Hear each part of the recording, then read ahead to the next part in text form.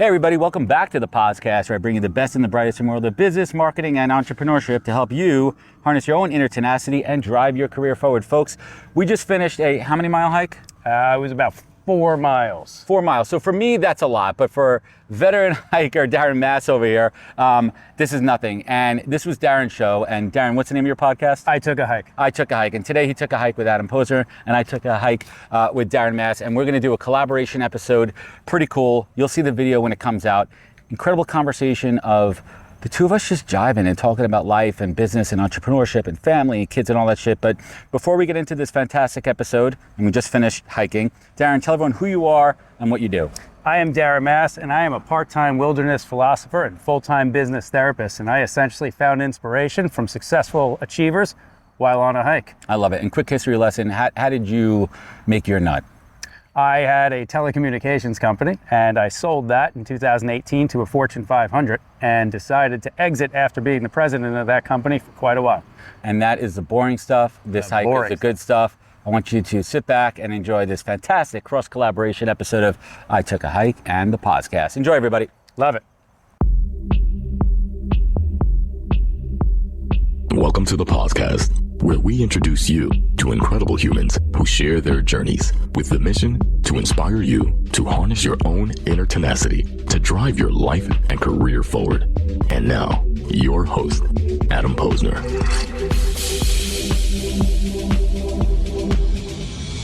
All right, so Adam Posner. That's my name. Are you okay with being recorded on a podcast? So you asking me for consent? Yeah. I am. Well, there goes that liability. This is I Took a Hike. I'm your host, Darren Mass, founder of Business Therapy Group and part-time wilderness philosopher. Here we step out of the boardrooms and home offices and into the great outdoors, where the hustle of entrepreneurship meets the rustle of nature. In this episode, we reflect along an energetic trail with Adam Posner, a successful podcaster and the founder of NHP Talent Group. Our topics include learning from the greats, culture is uniquely personal, popping back up when you fall down, and plan your work and work your plan. Listen on as we discover what was the fuel and the fire that created a desire to start a venture on his own when I took a hike with Adam Posner.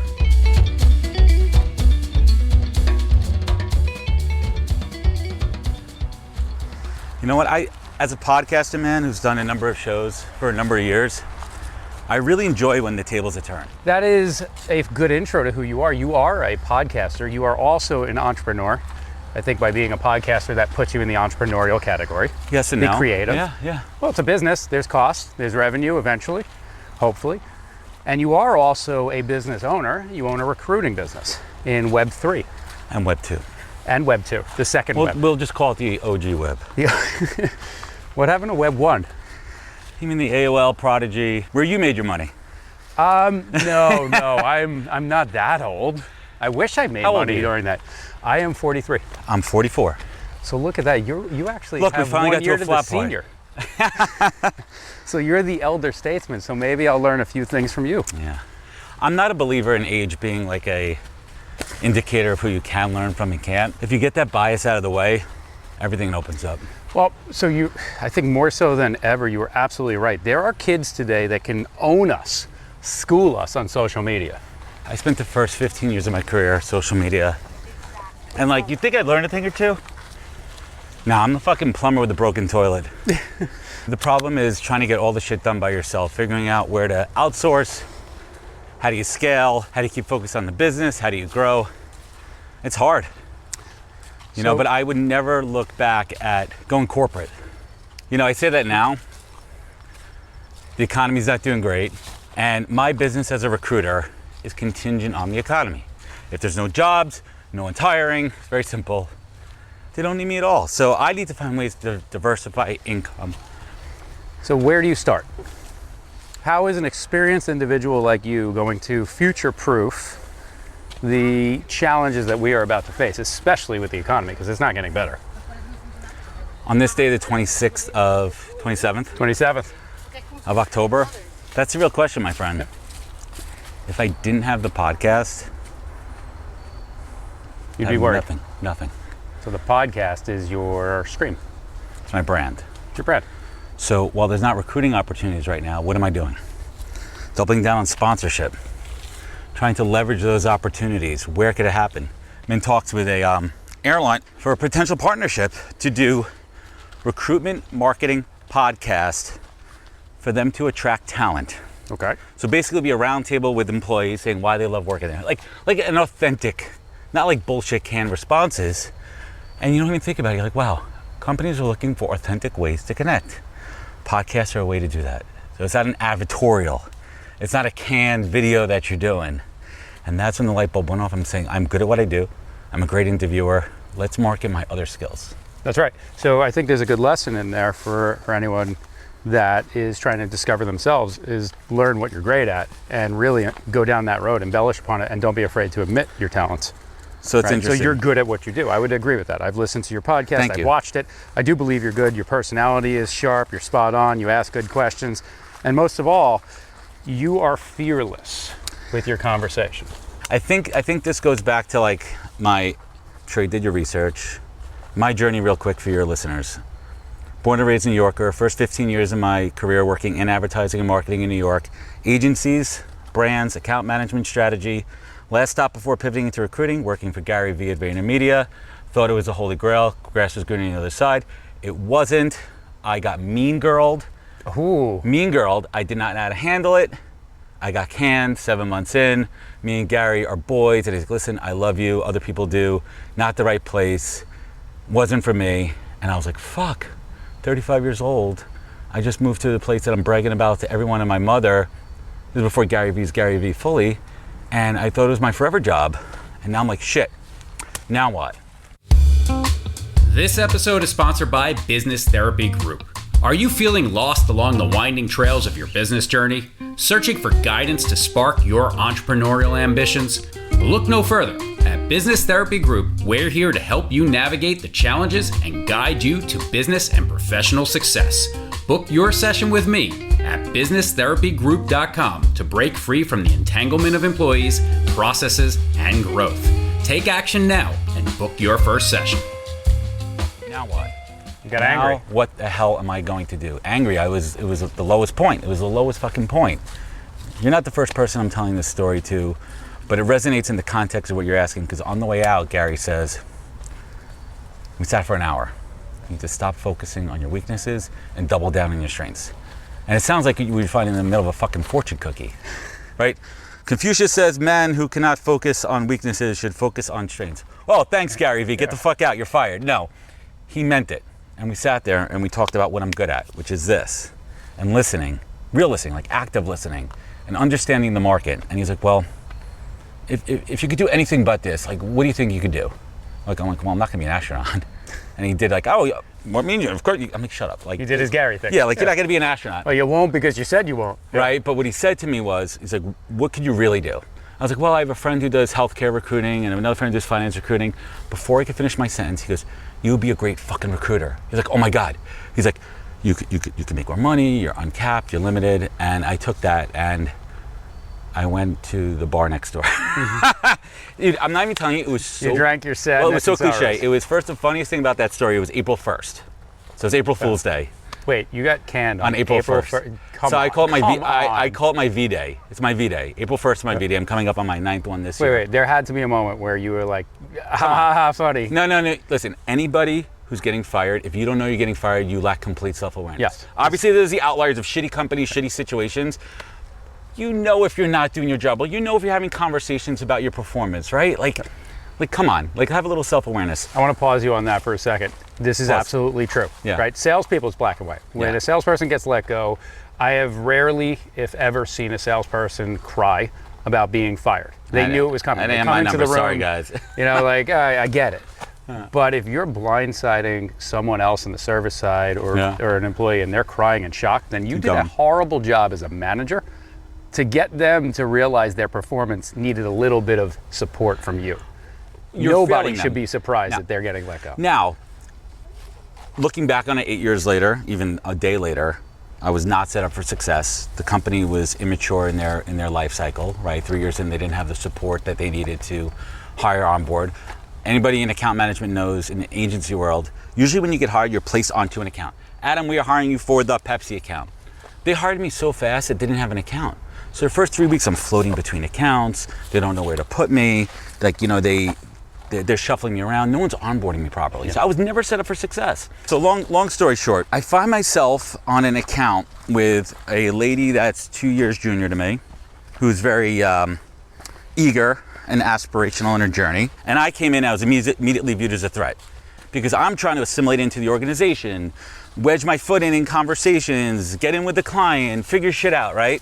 They took that as a threat, and then they mean girled the shit out of me to the point where I couldn't take it anymore. And I probably said some things I shouldn't have. Okay, so pause for a second on that. So there is another good point. Onboarding a new employee is so critical to building culture and starting that employee off on the right foot, as well as the rest of the organization. Any change can lead to fear in a company.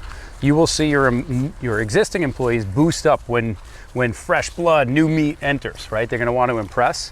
But you want to harness all of that positive energy by doing a proper onboarding. Can't wait to talk about this. What happens is the exact situation. You became the little pup in an organization, and people really wanted to gun for you. Yeah, and you know what's so interesting too, and this light bulb just went off in my head?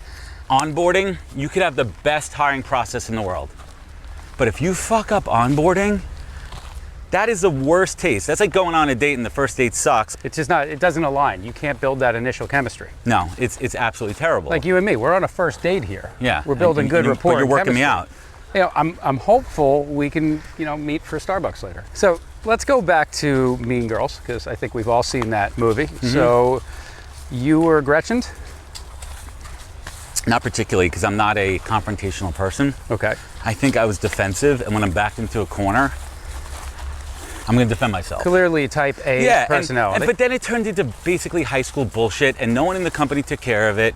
And at that point, it was over. Okay. Right? Like in the hallway, people were like, "Look at me." You know, it was like shitty. It was like, I was like, "Fuck this." So adults can act like children all the time. I wouldn't call them adults. Would you these say are these are mid to late 20s professionals that I have 15 years senior on. And you were the old guard. Well, 10 years senior at that point. Right, and I was the old man in the room. Like, we just moved out to the burbs. I was commuting every day. And here's the crazy thing about Vayner in the early days.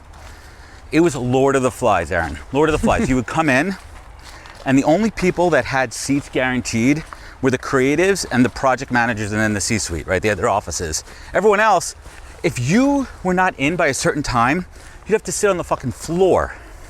So imagine a shitty March day, mixed precipitation. I'm wet, I'm cold, I'm tired, just sat on the Long Island Railroad. I walk over to Vayner, because at that time there's no train. There's no train going across Midtown like that.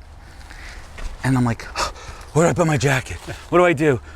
And it's like, what's the game the kids play? Musical chairs, when they pull a chair away and there's no chairs left? That's what it was. That was it.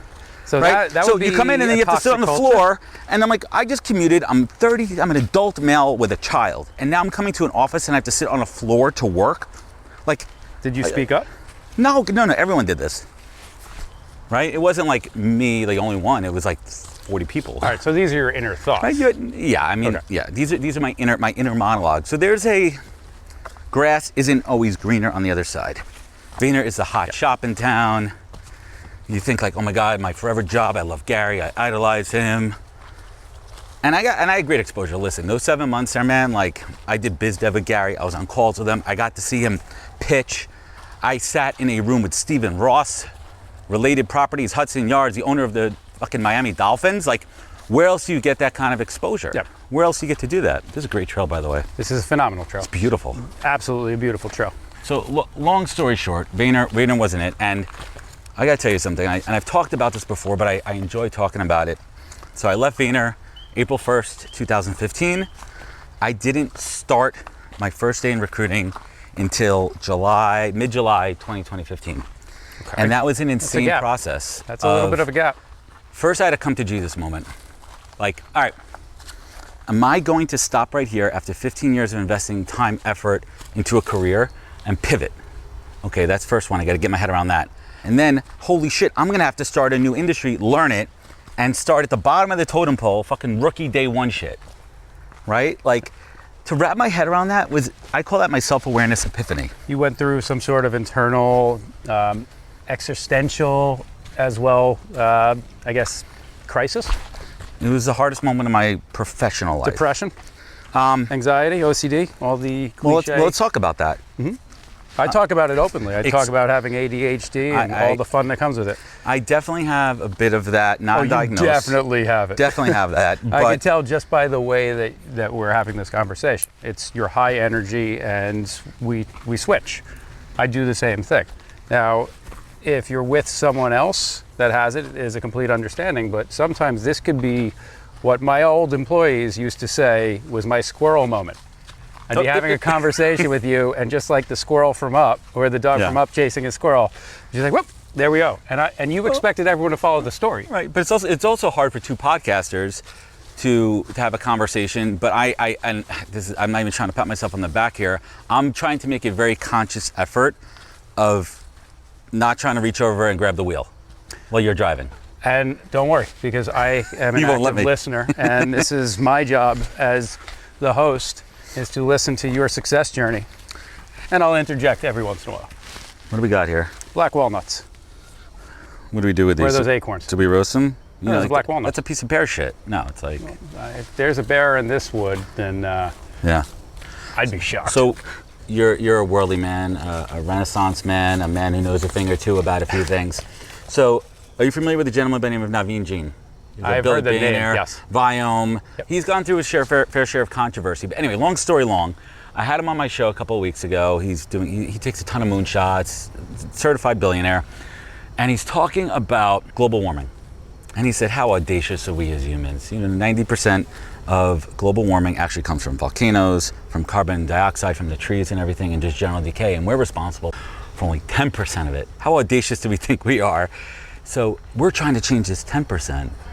What if we start to think about changing the 90%? And he says, listen, I'm not saying we stick vents in all the fucking volcanoes and reroute the carbon monoxide and capture the trees, but how do we think the Earth's space, the space over the Earth, around the Earth, right? We have, how many satellites do you think we have up there? Maybe close to 1 million. We have a zillion satellites up there covering the Earth. Correct me if I'm wrong. We have the ability right now to pretty much map the entire world at all times, almost real time. We do. Right. Yeah. So why can't we see hot spots in the rainforest and use drone technology to somehow put out these fires that aren't going to spread to wildfires and contribute to global warming, versus fighting on fossil fuels when, in greenwashing, when people don't even realize that it takes more fossil fuels to create the batteries and the elements in the electric cars than it does for gasoline. And where do you think they're getting the power from? Anyway, the point that I was trying to make that resonated with that story, said the long way, is how we start to think about problems versus solutions. And like that conversation as a podcaster really got me, it was a week ago, how do I think differently what's going on in my career right now with the market? And putting more effort into my core asset, which is my podcast.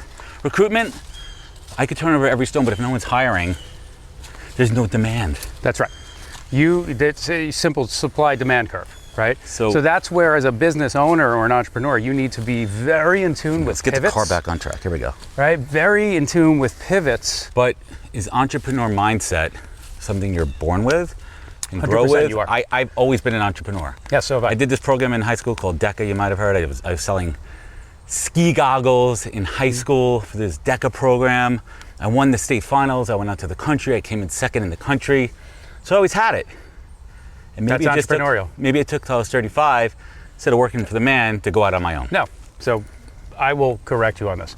You needed working for the man to get the best education you will have ever gotten. You got in front of one of arguably the most influential figures in our time currently in the marketing world. I could call him right now. Right? Well, not, but yeah. Right? Hey, get him on the show. Let's go. Hey, Gary, you want to FaceTime in? That would be a great addition to the show. He's been on 3 times on my show, yeah.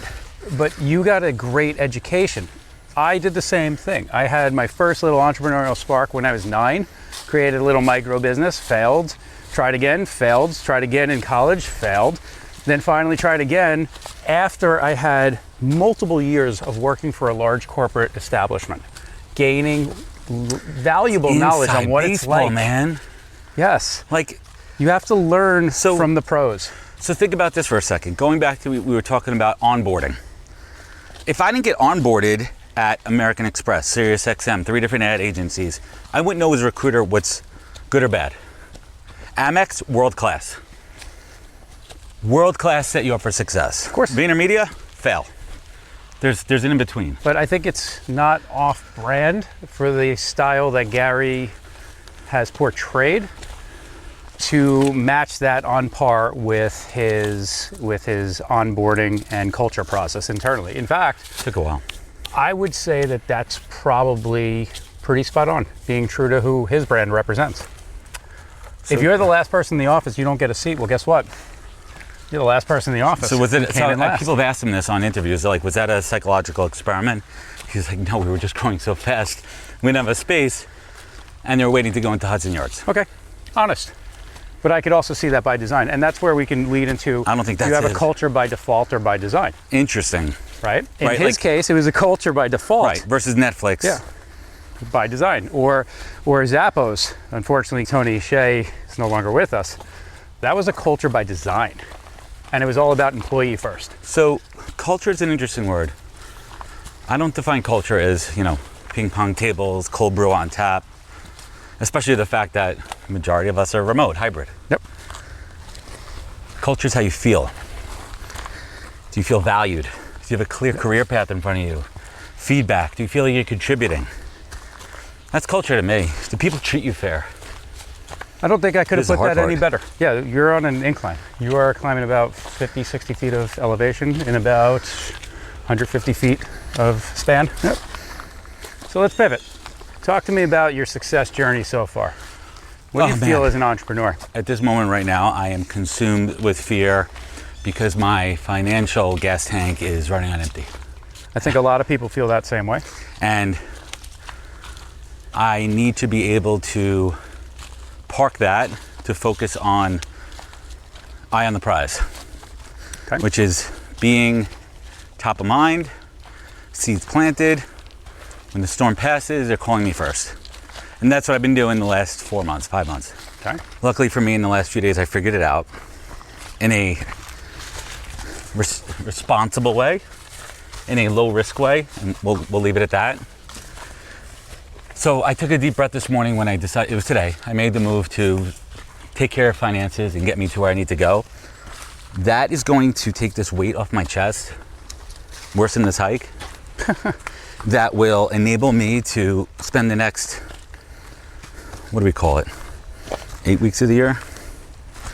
Focused, laser focused, plan, holding people accountable who have told me things that they want to do in a professional manner. Okay. So I enter 2024 like a motherfucking ninja, right? Some of them will see me coming. Well, hopefully not, because that's not what ninjas do. Yeah, ninjas are. Yeah, they're pretty They're discreet. known for their silence. Right, Their stealth. right. So some people will see me coming. And actually, you know what? I don't think that's a bad thing, because that means I've planted seeds the right way and I've resonated enough to them where when they're ready to hire, I'm going to be the first person that they call. Okay. So like recruiting, sometimes you're a farmer, you're planting seeds, you're watering them, you're waiting for them to grow. Sometimes you're a fisherman, you're throwing the net out there, trying to see what's out there, and you're hauling it in, you're throwing a big trawler net. And sometimes you fall down, And you get back and up. you get back up, You just proved the point right there. and you have to be, You fall down. Are you embarrassed, by the way? no, that you fell? Good. no, you fall down, Good. Why are you not embarrassed? because it's not a big deal. Exactly. Everyone falls down. Thank you. I mean, I Right did there. bend my wrist a little bit, but I'll be okay. Well, you did sign a liability waiver. so- Yeah. But that's a great point. I teach my kids this. I teach every one of my clients this. When No, you you fall slipped down, on you leaves pop on a back up. decline. It's not Yeah. like I'm walking on a flat surface like a dick. So now you take it from a pro, or someone who has more experience sidestep than it. You sidestep down when It's just like skiing, rough right? terrain. When it's, yeah. That's exactly right. Instead of going forward. So I want to rewind us for a second. But there's one last piece there. Okay, go Sometimes you got to be a sharpshooter and laser focused on the target you want. So many facets. Hey everybody, I want to talk about a product and platform that I absolutely love and our latest sponsor, Interseller, the prospecting and outreach platform of choice for recruiters and sellers. Whether you're doubling down on business development or recruiting talent, Interseller does all the heavy lifting of finding contact data, automating the email and follow-up process, and syncs all that rich data into 20 plus CRM and ATS platforms. Reach out now and get going on a 2-week free trial and let them know you heard about it from Adam on the podcast today. Check out the link on the website. Appreciate it. I want to rewind us because you mentioned that money is finite, and I will wholeheartedly disagree with you on that. Money is infinite. It's a resource that you can make more of if you are in tune, wise enough, and have the efforts invested in the right direction. You can get a job. Absolutely. You're an intelligent human being. You are very successful. You've had a lot of successful ventures. That's why you're on the show. You are a business achiever. You are inspirational. You could absolutely say, hey, LinkedIn world, I am ready to work for you. You will find money. You will make more of it. You can always create more money. Now, yes, there are lots of people that don't have that skill set, that opportunity, and different conversation we're having. But if you are in tune, just like you could always find more water, at least on the East Coast, you can find more money. If you dig far enough, and it's an interesting point too, because I would say that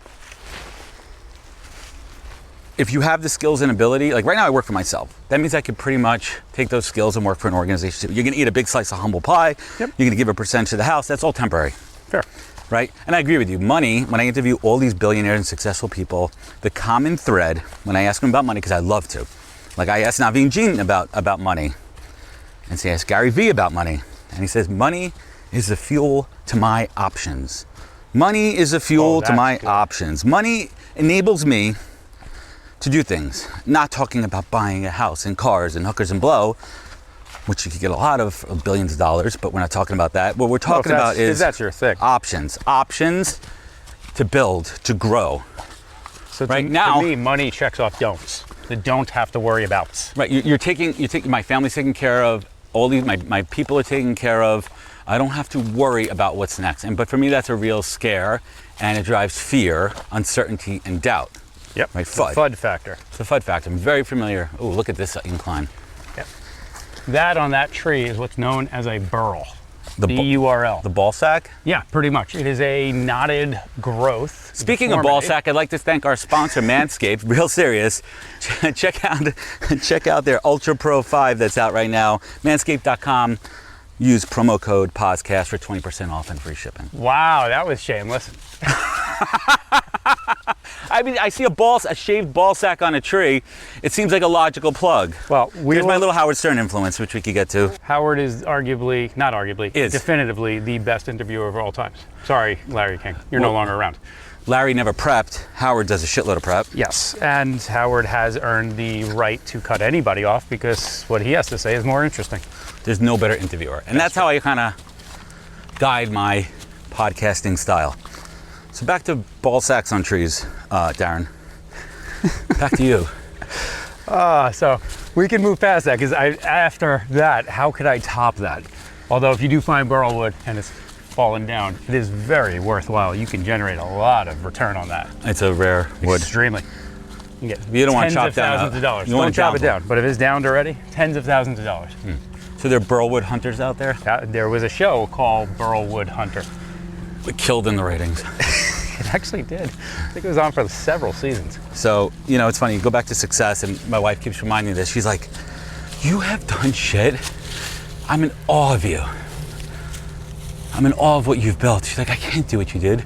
You built a brand. You built a podcast. You've done 300 of these. You haven't missed it in a week. I'm not trying to flex her in your show, but she reminds me of my successes. Because I'm pretty humble. I don't like to you built a business. I'm gathering, oozing humility. You've generated if you put it together, a decent amount of money in the last few years by yourself. Yes. Right? Your tenacity. Network. Tenacity is my other tattoo right here. But your wife, or as we have to call each other significant others these days, or your partner. I think that's her being impressed by you, motivating you, boosting you. And there's no greater feeling in the world than when you find the right partner to do such a thing. And I'm equally impressed with her. And when I got fired, here's what happened that day, because it's pretty critical. I left Vayner. It was around, we'll call it early, mid-morning, 11-ish. And I called her. She didn't believe me. She thought I was joking. Well, April Fools. Right, exactly. Right. Basically what she said, carry the trend. And she's like, come up to my office. And she worked 3 or 4 blocks away on Madison. Really close. It was really crazy, actually. We commute together and everything. And I was like, wait a minute, I gotta make a stop first. She's like, why? And obviously in New York City, there's a bar open at 10:58 in the morning. Yep.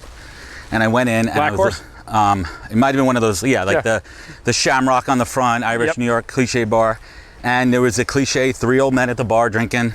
which the is very bartender sad. on, you know, like weird news channel. And I did what I did. It was a rainy, cold April day, and I sat at the bar before noon, and I had myself a scotch or two. And it was great. And then I went up to her office, we shut the door, and I cried like a baby. And she said, get it all out, because you're gonna pick yourself back up after this, and we're gonna figure this shit out together. And that's when I knew, like, I was good. And those 3 months was my journey into recruiting. I've told the story a million times, due diligence, met with a bunch of different recruiting agencies, found the one that wanted me for what I bring to the table and who I am. Not a smile and dial sales shop, but one knowing that I'm bringing a Rolodex of contacts and industry knowledge. I'm going into recruiting for marketing as someone who worked in industry for 15 years. Like, that's an insane competitive advantage. But what I didn't know how to be a recruiter. It's kind of like real estate, right? Like, everyone thinks just because you bought a house, you sold a house, maybe did some renovations, that you could be a real estate agent. What else? Yes. I'm gonna sell. But what I didn't know, I really did not know the art and science of it. There's a nuance. There's a nuance to relationships. There's a nuance to outreach.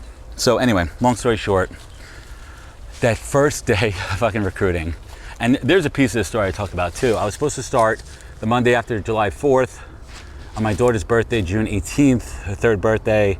My parents were in town, and my mom accidentally spilled scalding hot pot of water on my daughter in her chair, and she had 2nd, 3rd degree burns all over her. Oh, wow. Worst day of my life. Like, yeah, absolutely. worst day of my life. And my mom, like, I have my daughter who's like chicken skin coming off. Like, it haunts me. my Like, God. it haunts me. I have PTSD from that moment. I How saw old it. was She was 3 at the time. 3rd right. birthday. Shocked. On her 3rd birthday. And my mom, who's just, Mortified. it took her, Obviously. my daughter's 11. It took her many years to Still has scars? forgive herself. No, they used pigskin hypodermal transfusion. Oh my God, wow. And it worked great. So I tell my daughter she's not kosher for Passover. That's So- it's a really interesting point. So I was supposed to start, and I remember calling Tom, my boss, who hired me and believed in me, and I was like, Tom, I can't start tomorrow. We're in the fire unit at Nassau County Hospital here, and that was the lowest point. And like, just remember that day, like, you talk about depression, like in the parking lot, going home after 3 days in the hospital just to get a change of clothes and shower and take a shift break in a middle of the night, 4 a.m, rainy parking lot, just saying, what the fuck, like, It's what? the definition of hell. And that was the moment I'm like, It's a real moment. what did I do? Is this like a moment of like all the bad shit that I've ever done in my life? Like, I was like, well, I really haven't done that. I haven't killed anybody. So we know. Yet. And go back to the murder love tree, and we'll flip a coin. We'll play that game. But, and that was the moment. I was like, just to fuck. sum it up, your daughter is fine. She's perfectly fine. Perfectly fine. She's the most Everything's amazing, perfect, okay. beautiful. She doesn't even remember it, dude. Good. Well, that's the beauty of time, is we tend to forget very traumatic things. It's probably healthy to keep reminding her that happened. Otherwise, it might become one of those, psychoanalysts, like, this happened, and oh my God, I'm traumatized. She's aware of it. Yep. She's aware of it. She has no scars whatsoever. That's amazing. Let me ask you this first. Is your mom better and okay? Does she trust herself? Or is that still is she still harboring It took a feelings? couple of years, and now I think she's okay. She's okay with my son, but she was messed up for a while. She blamed herself. Wouldn't you be? And I remember my wife didn't blame her, but in the same time, it was her fault. So I course. also had that. It wasn't on purpose. No, but that was a hard. That was I'm good. That was a hard bridge to cross between. And my mom and my wife have an incredible relationship, and my wife not holding any ill feelings towards my mom, like, how could, like, someone hurt your daughter? Obviously, it was an act. Obviously, so, and not to say that my wife had hard feelings, but like there was a lot of work that had to be done. Human emotions are what they are. The thoughts in your head and your wife's head instantly went to blame, anger, disgust, fear, all of the human emotions. Then probably you went through the change management, or the emotional change curves, right? Denial, depression, all of that. They're just normal human emotions. Of course you blamed your mom. How could you not? It was her fault. But did she do it on purpose? No, not. and now you've healed. Right. The problem, though, is she probably still harbors a little bit of that, because as an adult, we don't forget situations. Of course very not. We're easily. elephants. Yeah. But I've also, If we're lucky, we're elephants. right, and I've not desired or thought about bringing it back up to my mom and opening up old wounds because I don't know if she's healed or not. So I don't know the right path for it or if it's even necessary.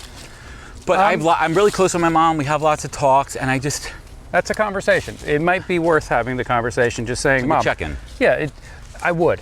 I personally would. Now, I'm not a psychologist, but You're not a I trained know how professional. people interact. And you just putting your hand on your mother's shoulder and saying, Mom, you know nobody harbors any negative feelings, just in case. We have forgiven you. It wasn't your fault. I just want to make sure that we've had this conversation. We are clear.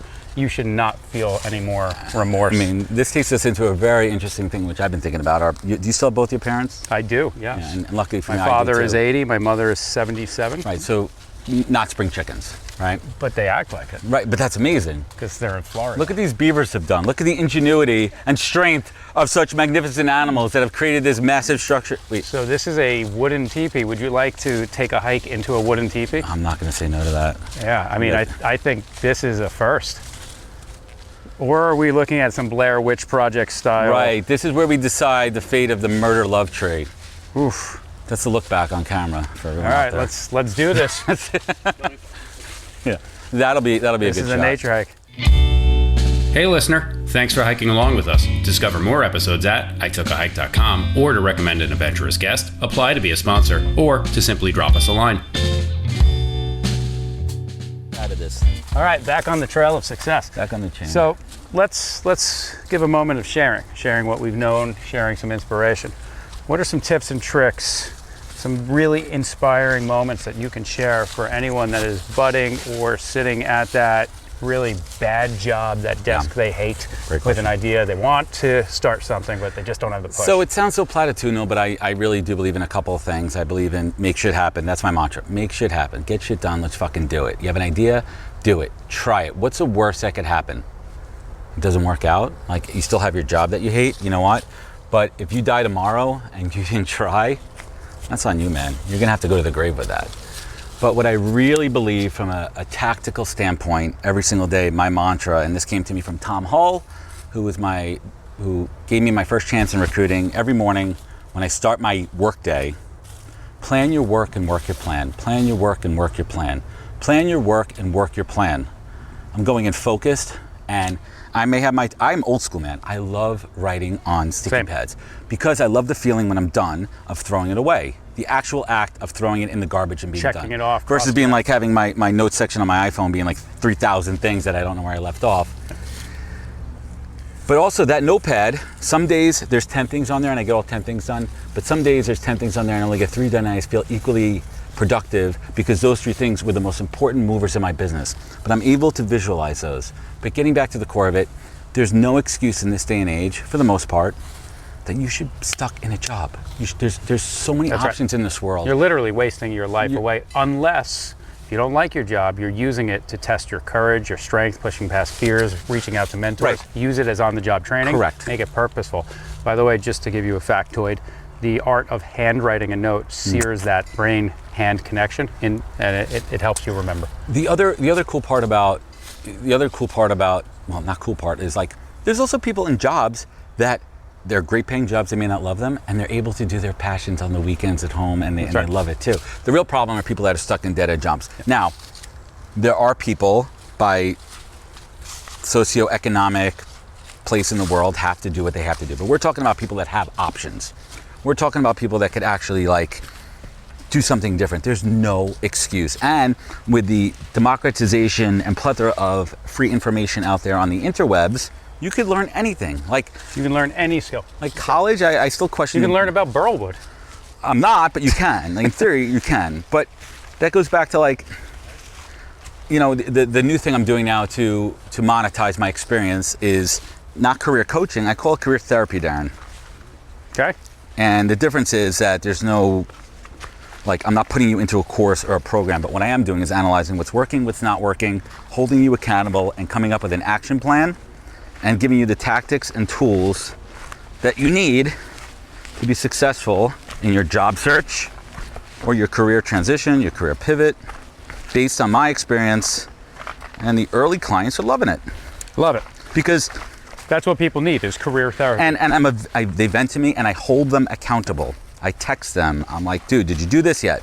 No, why not? So you are nailing the underlying theme why I came up with business therapy.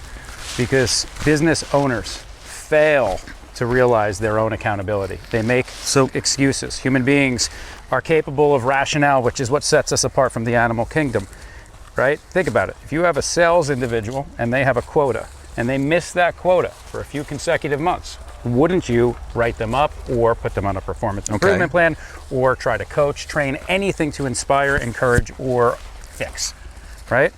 But the business owner, if they are the partner in charge of sales and they miss their number, sometimes they just make an excuse or ignore it. And that's where the help of a board, if you're a big company, a board of advisors, if you're a small company, or you're watching your six and your blind set, right? A personal board can come into play to hold the business owner accountable for their own success. Same thing what you're doing, it sounds like you're doing with people. I'm a big believer that you should have a personal board of advisors. I'm smiling because I have my own board of advisors. I call it my Mount Rushmore. I have mentors, and I gauge them in a couple different ways. I have mentors that are close, tactical, where I could call on them anytime. And then there's mentors from afar. Like Gary Vee is a mentor from afar. I watch, I learn, I observe. I'm also able, if I really need to, make contact, but that's like the emergency ripcord. Yep. But there's other folks in my network, Joe Mullings, Scott McGregor, that are worldly experienced, successful, long-tenured recruiters that have been through down cycles and have built businesses, and they built media brands around their recruiting business. So I am a mark-recruiter. I am a hybrid. I don't define myself as a recruiter. That's what I do. Wait, can we pause for a second and keep recording, because I want to talk about something. Do you remember the first phone call we had when you told me the premise of the show? Yes, I do. Okay, that was. I think it was Yes. I think that was within a year, within a calendar year, maybe less. It was less, about 8 months ago. Right. So I started this in May. And how many episodes have you recorded? I've recorded 36, three seasons. So first and foremost, kudos to you for following through on a plan and going through it. This is a great concept. I remember telling you at first, I'm like, I like the concept. There's obviously parameters. You have to get all these shows in on the East Coast in a certain amount of time. But you did it, and now that I'm actually doing it with you, I'm smiling for you, man, because it's fucking cool. And that's like the same thing with, like, when I had this idea for the podcast, it just came to me. I'm like, podcasts were kind of okay in 2018, 19. They were growing, and there was a bunch of recruiting podcasts out there, and I listened to them, and I'm like, these are so fucking dry. This is so clinical. It's like boring. I don't want to listen to it. And I was talking to my friends. I'm like, you know what? I'm just going to record a Zoom call, because now we have the ability to download the audio and video. And my other buddy's a sound guy, and let's just throw it into a podcast. And I recorded the first one on a whim, no prep, zero prep. And the first podcast was born February 2019, and I have not stopped. And I urge you, and I tell every podcaster this, set attainable goals. My first goal was 50. That's a year's worth of shows. Mm-hmm. Most podcasts, I don't know the stats, called pod fade, fail after 7 episodes because people don't realize how much work it takes. Yes. Well, and then the majority of those that made it don't last beyond 20. Right. Yeah, there's phases of fall off, because people also think, unless you're Kim Kardashian or a famous celebrity who has cachet, you're not going to get a lot of downloads. No. It took me a year almost to break 200 downloads an episode. So this is a concept of perseverance, and yes, this is extremely daunting. You have to have a true passion, just like you would believe in any of your startup ventures. I love podcasting. If you don't have a passion for one, the media or medium that you're marketing, then don't do it. And if you don't have a passion to completely ignore many of the risk factors of a normal business, right? The product is the podcast. The podcast is a marketing tool. The product is really you, and that is different than selling topsy-tails. Right? You don't have a physical, tangible asset that you're selling or a service. Right. So you have to ignore some of those key data points and push past it. And as you know, podcasting is expensive. It is an investment. I've also figured out how to minimize it, but look at you have a full crew here on top of. Now, yes, you have worked hard and you have the ability to start out of the gate with great equipment. Kudos to you to be able to do that, right? But you don't have to have that to be a podcaster. No. I recorded my first show on a shitty $50 Yeti mic on a Zoom, a MacBook camera. right? But the equipment does not make the difference in a successful podcast, so to speak. Hey listener, thanks for hiking along with us. Discover more episodes at itookahike.com, or to recommend an adventurous guest, apply to be a sponsor, or to simply drop us a line. So getting back to LinkedIn a little bit, it's interesting. Like every other platform, it's an attention economy, and people are monetizing these brand deals with the influencers. Yep.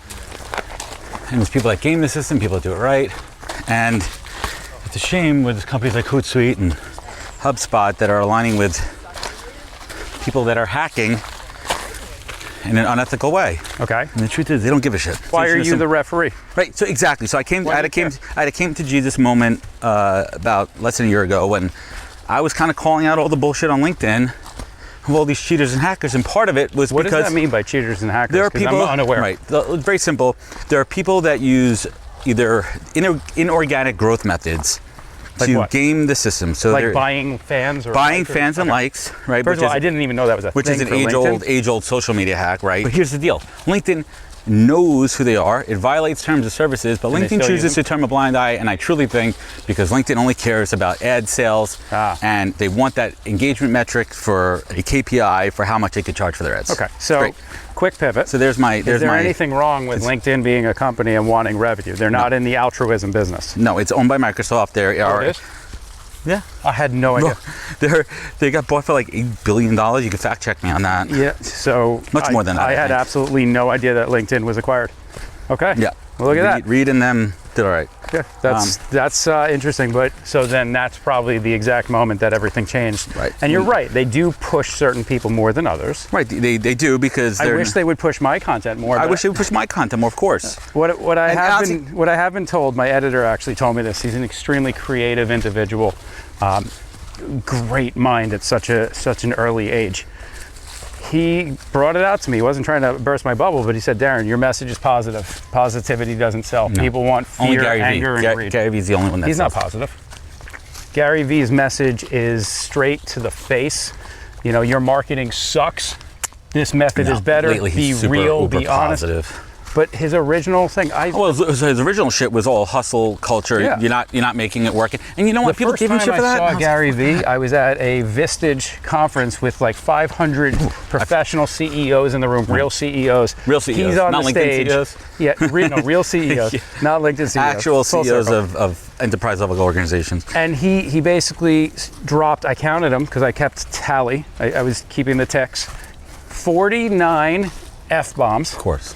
And then he asked for volunteers to ask questions.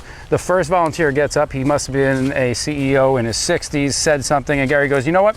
What do you do for marketing?" He goes, "Well, we have a newsletter." He goes, "You know what? Your newsletter is bullshit." Yeah. Right? He was insulting the crowd. That worked for him. For him. He was the first person that these people ever heard Yeah. that was literally Turned a them on. mistress to them, a dominatrix. They're like, to them. oh, so they Yeah, became a I dom. like this. Yeah. Tell me more. Yeah. They became choke me out. But I just call me daddy. It was the first time, and I actually gravitated to that because I thought it was brilliant. Yeah, of course. He was the opposite of Tony Robbins, Yes. right? He was the antithesis. Yes. Right, he was the serum that we all needed. He was the magnet that the hustle bros had for validation, and it worked. And you know what? I am not against hustle. No. Are you kidding me? In this day and age, if I don't hustle, I don't make money. If I don't make money, my kids don't get fed. Especially in this day and right? age. And you are done like that. And if you can't go out and hunt for your fucking meal and your prey to feed, then get the hell out of this business and go back to a 9-to-5 that I have nothing against, but don't call yourself an entrepreneur. That's exactly right. Now let me tailor it to this because we are coming close to the end here. Do you believe that you are a successful person? Yes. Why do you believe you're successful? What is your definition? I've been thinking about this one a lot, and I think my definition kind of varies a little bit, but it ultimately comes down to happiness, right? That's my kind of metric. Like, am I happy? Listen, Claude Silver, who works for Gary Vee, who's one of my idols, Claude says, we've survived 100% of our bad days. And that one hit me like a ton of bricks. So, of course, we have shitty days. 2 days ago was a real shitty day for me when a big deal fell through. But guess what? Went home, had a loving wife, loving kid. Universal theme here. Right? And I was like, you know what? I'm good. I sit in my office, this studio here's another fun one. I look back on episode 1 of the podcast, early in my days of being a solopreneur, in a WeWork type place, on a Zoom call. And then I fast forward to yesterday when I'm recording in my own studio that I built with lighting and cameras and a Rodecaster too and $1,000 worth of equipment. I'm like, yeah, it's not the value of the equipment. It's the fact that I kept doing it to the point where this is necessary for the quality of the show, consistency, and like the reps. You put in the reps. And I've landed on stages in the last 2 years that I've only dreamed about, and it has ignited the fire in certain areas that has been dormant. So for me, that's success. Money, I've made money, lost money, made stupid ass decisions, and You ain't taking it with you. And it's how do you have a micro view at times when you need to, and then be able to pan out and say, you know what? Life is good. Health, happiness, family, friends. I have a great career. It's like, you could listen.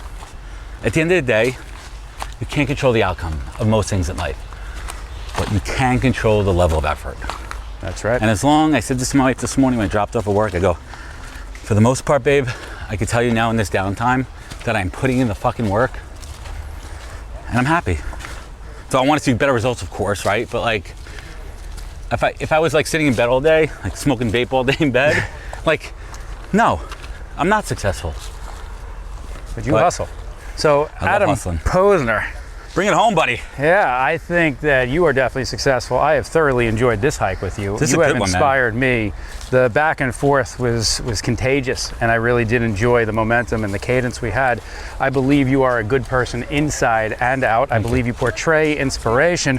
I believe you learned a lot about hiking today. I think I did. And I believe you definitely went to hustle. So thank you so much for your time and your inspiration, and I am enlightened. I'm enlightened too. Thanks, my man. Wisdom is forever, but for us, it's time to go. Thank you for joining us. Luckily, we'll be back with our next episode soon, jam-packed with more incredible humans. Thank you for listening, subscribing, and sharing. To join the conversation, search the Podcast on LinkedIn. And to catch up on past episodes and more info, please visit www.thepodcast.com.